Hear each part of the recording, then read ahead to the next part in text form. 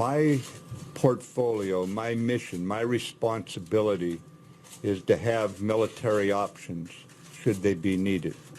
However, right now, Secretary Tillerson, Ambassador Haley, you can see the American effort is diplomatically led. It has diplomatic traction. It is gaining diplomatic results. And I want to stay right there, right now. The tragedy of war is well enough known. It doesn't need another characterization beyond the fact that it would be catastrophic. China warns of World War III as Beijing unite with Russia to force Trump to hit the brakes. China and Russia have united in a bid to force Kim Jong-un and Donald Trump to hit the brakes after a month of provocative rhetoric. Chinese Foreign Minister Wang Yi laid down a stark warning as he called on Russia to unite with the Eastern superpower to prevent an August crisis. His comments are believed to be a reference to the July crisis, the name given to the series of events which triggered the start of World War I. Speaking with Russian Foreign Minister Sergei Lavrov, Mr. Wang said, "The most important task for the U.S. and North Korea is to hit the brakes on their mutual needling of each other with words and actions, to lower the temperature of the tense situation and prevent an August crisis." He added the two nations should work together and not allow anyone to stir up an incident on their doorstep. Sergei Lavrov responded by calling for tensions on the Korean peninsula to be peacefully resolved. He said, "A resolution of the North Korean nuclear issue by military force is completely unacceptable and the peninsula's nuclear issue must be peacefully resolved by political and diplomatic methods."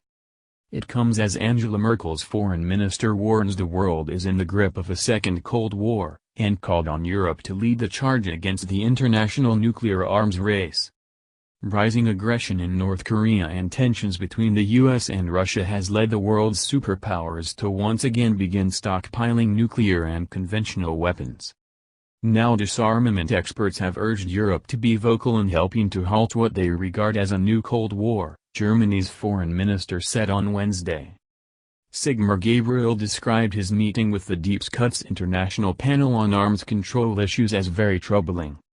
He said, "They told us we are now repeating the worst mistakes of the Cold War and are in the middle of a Cold War 2.0. The foreign minister added, "They called on us in Europe to raise our voices and express our interests vis-à-vis Moscow and Washington, but also within NATO." The meeting contained a range of experts from nations including the United States, Russia, and Germany.